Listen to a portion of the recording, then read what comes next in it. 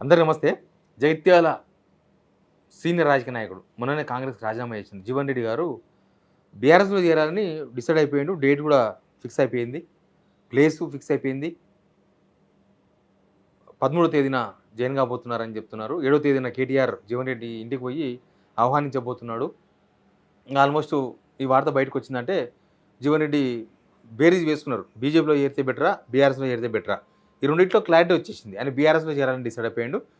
Jeevan Reddy చేరికను BRS కూడా చాలా ప్రతిష్టాత్మకంగా తీసుకున్నట్టుగా అనిపిస్తుంది. ఎందుకంటే ఆడ ఏకంగా ప్లీనరీ పెడతారంట.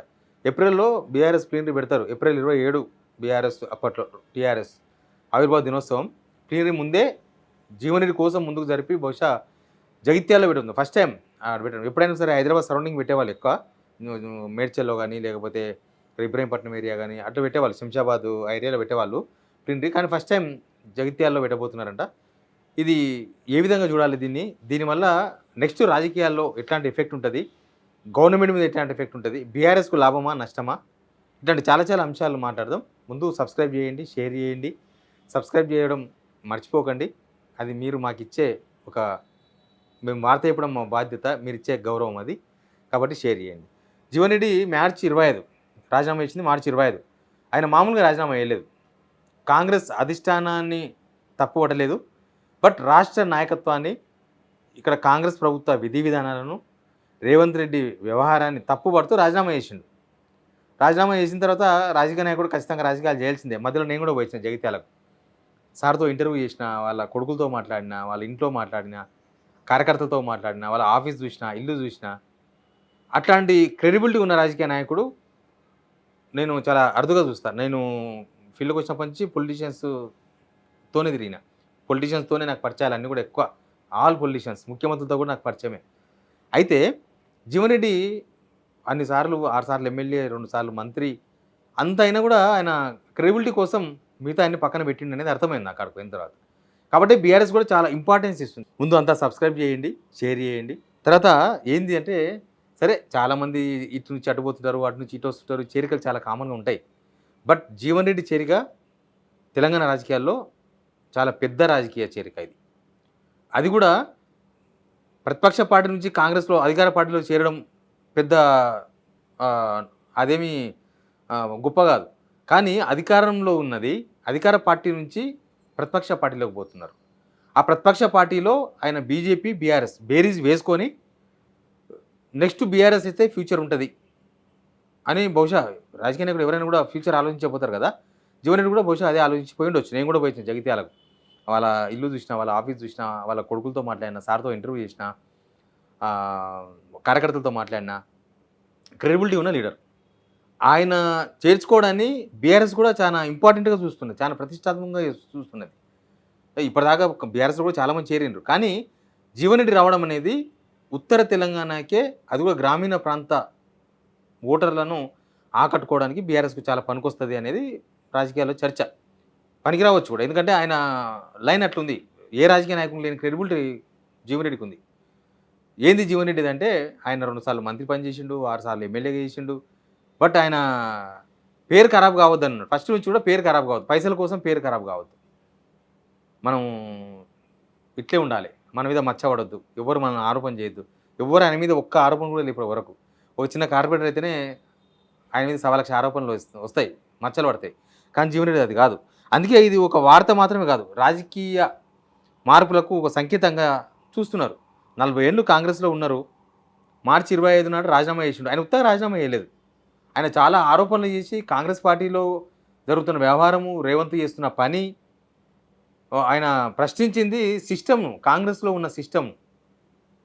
ఆయన వ్యక్తిగత ఆరోపణలు ఎవరి మీద చేయలేదు.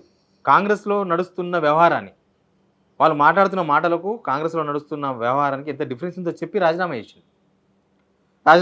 పార్టీలో చర్చలు జరిగినాయి. పార్టీలో అంటే ఆయన కార్యకర్తలతో చర్చలు జరిగినాయి. చాలా రోజులు చర్చలు జరిగి బహుశా ఇదొక మార్పు, ఖచ్చితంగా మార్పు. సీనియర్ లీడర్, అది కూడా 42 సంవత్సరాలు కాంగ్రెస్లో ఉన్న లీడర్, అది కూడా అసంతృప్తితో పోవడం అనేది కాంగ్రెస్కు చాలా ఇబ్బందికరమైన పరిస్థితి. అంతర్గతంగా అసంతృప్తితో ఉన్న వాళ్ళు చాలామంది ఇదే మార్గం అని ఎంచుకునే అవకాశం ఉంటుంది. నాకు ఇందాక ఎవరో చెప్తున్నారు, ఈ ధరంపూర్ అరవింద్ ఉన్నాడు కదా, బీజేపీ ఎంపీ, వాళ్ళ తమ్ముడు అన్న సంజయ్ ఉంటాడు, కాంగ్రెస్లో ఉన్నాడు. ఆయన కూడా కాంగ్రెస్కి రాజీనామా చేస్తున్నాడు. బహుశా ఆయన కూడా బీఆర్ఎస్కి వచ్చే అవకాశాలే ఎక్కువగా కనిపిస్తున్నాయి. ఇది బీఆర్ఎస్కు ఒక బూస్ట్. బీఆర్ఎస్ అందుకే చాలా కేర్ఫుల్గా చేస్తుంది. ఇప్పుడు జగిత్యాల్లో బహిరంగ సభ పెడతారా, ప్లీనరీ పెడతారో తెలియదు 13 తారీఖు. యాక్చువల్గా వాళ్ళ ఆవిర్భావం ఏప్రిల్ 27. ఎప్పుడైనా సరే ప్లీనరీ పెడతారు సిటీలో, తర్వాత ఆవిర్భావ సభ బయట పెడతారు. పోయినసారి వరంగల్లో పెట్టిండ్రు. ఈసారి మరి జగిత్యాలలో 13 తారీఖు అంటున్నారు కాబట్టి స్పెషల్గా ఏమైనా బహిరంగ సభ పెడతారా, లేదంటే ఏప్రిల్ 27న పెట్టాల్సిన సభని అక్కడ పెడతారా, ప్లీనరీ అక్కడ పెడతారా, అది కొంత క్లారిటీ రావాల్సిన అవసరం ఉంది. బట్ జీవన్ రెడ్డి లాంటి అనుభవజ్ఞుడు చేరితే గ్రామీణ స్థాయిలో బీఆర్ఎస్ మళ్ళీ ఒక పట్టు వస్తుంది. గ్రామీణ ప్రాంతాల్లో ఒక నమ్మకం బీఆర్ఎస్లో చేరుతున్నాడు, ఒక పెద్ద మనిషి, ఒక క్రెడిబుల్ లీడర్ చేరుతున్నాడు అంటే అది పార్టీకి లాభమే కదా వాళ్ళ పార్టీకి. కాంగ్రెస్లో ఏం జరుగుతుందంటే ఇంత సీనియర్ వెళ్ళిపోయిందంటే ఏంది అసలు ఏం జరుగుతుందనే క్వశ్చన్ ఒకటి వాళ్ళ ముందు ఉంటుంది. ఇది బీఆర్ఎస్ రీఎంట్రీ స్టార్ట్ అనుకోవచ్చు మనం.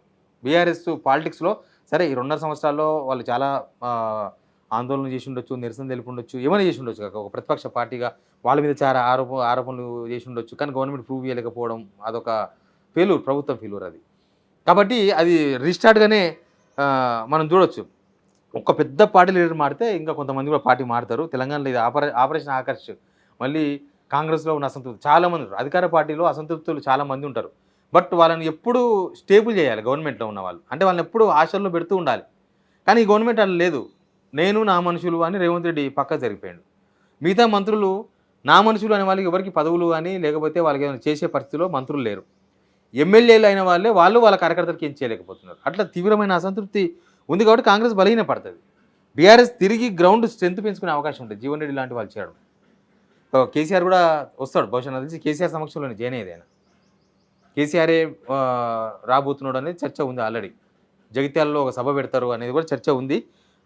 ఇది దీంతో ఏమైందంటే రాజకీయాలలో, తెలంగాణ రాజకీయాల్లో పాలిటిక్స్ మొత్తం కాంగ్రెస్ వర్సెస్ బీఆర్ఎస్ఏ. చాలా క్లియర్ ఇది. బీజేపీ అనే ప్లేసు ఎప్పుడు నిండుతలేదు, అది ఎప్పుడు పోతూనే ఉంది. అది దాన్ని కుండ నిండుతలేదు అనమాట బీజేపీది. ఏంది ప్రాబ్లం అని అంటే బీజేపీ అట్లా ఉంది. ఆయన బీజేపీ కూడా ధర్మపురి అరవింద్ కూడా ప్రయత్నం చేసింది కదా జీవన్ రెడ్డిని చేర్చుకోవాలని, కానీ దాని మీద విల్లింగ్ లేదు. దాని మీద మరి కరీంనగర్ నిజామాబాద్లో బీజేపీ బలపడుతుంది అన్నారు, కానీ జగిత్యాల నుంచి వచ్చే లీడరు బీజేపీలో పోతలేరు, బీఆర్ఎస్ వైపు వస్తున్నారు అంటే ఆలోచన చేయాల్సిందే ఖచ్చితంగా. ఇక్కడ మొత్తం పాలిటిక్స్ అంతా కూడా తెలంగాణలో BRS versus Congress next politics.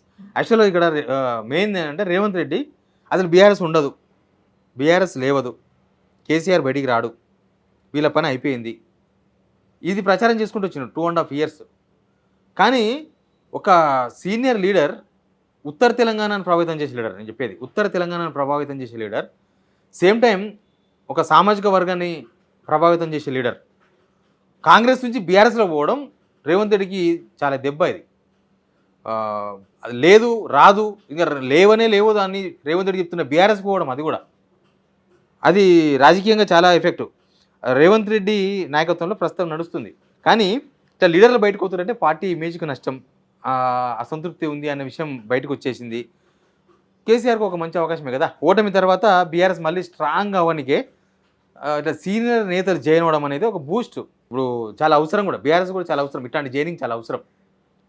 సరే ఎవరెవరెవరో జాయిన్ అయినా కూడా ఒక కాంగ్రెస్ నుంచి ఒక పెద్ద మనిషి, ఒక పెద్ద లీడర్ రావడం అనేది, అది కూడా ఆ ఏరియాలో ప్రభావితం చేసి, ఆయన జగిత్యాల సరే 6 సార్లు గెలిచి ఉండొచ్చు, ఇంకా చాలాసార్లు ఓడిపోయి ఉండొచ్చు, కానీ ఆయన ప్రభావం జగిత్యాల కాదు, అటుకెళ్ళిన ధర్మపురి కాన్స్టిట్యున్సీ కానీ అటు మంతని ఆ ఏరియా మొత్తం ఉంటుంది. ఆయన ఇప్పుడు వీళ్ళందరూ ఎందుకు పోయినరు, శ్రీధర్ బాబు కానీ లేకపోతే లక్ష్మణ్ కానీ మిగతా వాళ్ళందరూ జీవన్ రెడ్డి ఇంటికి ఎందుకు పోయినరు? ఆయన ఉండడం తెలుసు, ఆయన పార్టీలో ఉండడు, ఎందుకంటే ఆయనకు అన్యాయం జరిగింది అనే విషయం వీళ్ళకు కూడా తెలుసు.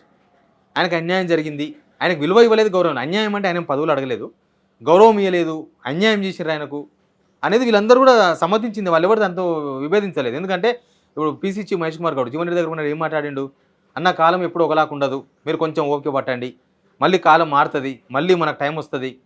వాళ్ళు చెప్పిన మాటలు, మళ్ళీ మనకు టైం వస్తుంది అంటే ఇప్పుడు మన టైం కాదనే దాని అర్థం. అంటే రేవంత్ రెడ్డి ఇంపార్టెన్స్ ఎప్పుడు ఉండదు, రేవంత్ రెడ్డి కూడా వస్తుంది, టైం వస్తుంది, అప్పుడు మనదే నడుస్తుంది అని ఆయనకు చెప్పింది. కాకపోతే ఆయన అది రెమెడీగా అనుకోలేదు. నాకు జరిగిన అన్యాయానికి ఇది కాదు సొల్యూషన్, ఎప్పుడో వస్తుంది, అప్పుడైతుంది, ఇప్పుడైతుంది కాదు. ఇప్పుడు ఏంది, సంజయ్ని చేర్చుకున్నారు, నన్ను చంపాలని చూస్తున్నారు పొలిటికల్గా, ఇది కరెక్ట్ కాదు. నా కార్యకర్తలు ఉన్నారు, క్యాడర్ ఉంది, జనం ఉన్నారు, నేను వాళ్ళకేం సమాధానం చెప్పుకోవాలనేది జీవన్ రెడ్డి లైన్. కాబట్టి అదంత ఈజీగా పోతే పోన్లే అని కాంగ్రెస్ పార్టీ అనుకున్నంత అంత వీకెస్ట్ విషయం కాదు. చాలా స్ట్రాంగెస్ట్ విషయం ఇది. మనం చూసాం కదా కాంగ్రెస్‌లో 2023 ఎలక్షన్స్ ముందల జస్ట్ పొంగులేటి శ్రీనివాసరెడ్డి వాళ్ళు వీళ్ళు చేరడమే ఒక పెద్ద విన్ గెలవబోతుంది అని ఒక గాలి వచ్చింది. సేమ్ ఇప్పుడు తెలంగాణ పాలిటిక్స్‌లో జీవన్ రెడ్డి బీఆర్ఎస్‌లో చేరడం, బీఆర్ఎస్ ఆల్టర్నేటివ్ అనేది ఒకటి ఫిక్స్. రెండోది బీఆర్ఎస్‌కు ఇదొక ఒక టానిక్ టైప్. బీఆర్ఎస్ స్ట్రాంగ్ కావడానికి ఇదొక ఫస్ట్ స్టెప్. బీఆర్ఎస్ స్ట్రాంగ్ కావడానికి ఉత్తర తెలంగాణలో గానీ, ఆయన ప్రభావం చూపించే కొన్ని ఏరియాలో గానీ అదొక ప్లస్ పాయింట్ అయితది. ఆయనకు ప్లస్ అయిందంటే కాంగ్రెస్ మైనసే కదా! ఒక ఇంత పార్టీ లీడర్‌ని పోగొట్టుకున్నాడు. మనము బీఆర్ఎస్ గురించి మాట్లాడమా? ఈటెలందరిని పోగొట్టుకున్నాడు. బీఆర్ఎస్‌కి నష్టం వచ్చింది. అప్పుడే అన్నాం. ఈటెలందరిని పోగొట్టుకోవడం బీఆర్ఎస్‌కి నష్టం. అప్పుడేమీ ఎలక్షన్స్ లేవు. కానీ నష్టం స్టార్ట్ అయింది అక్కడ. సేమ్ ఇక్కడ కూడా జీవన్ రెడ్డిని ఓట్టుకోవడం ఇక్కడ స్టార్ట్. ఇప్పటిదాకా చాలా స్టార్ట్ అయింది. చాలా డౌన్ అయింది కాంగ్రెస్. కానీ జీవన్ రెడ్డి లాంటి లీడర్‌ని ఓట్టుకోవడం కాంగ్రెస్‌కు నిజంగా చాలా పెద్ద లాస్. ఎనీవే చూద్దాం. బట్ పాలిటిక్స్‌లో మాత్రం ఇది చాలా పెద్ద కార్యక్రమంగా కూడా చూడొచ్చు. Please subscribe.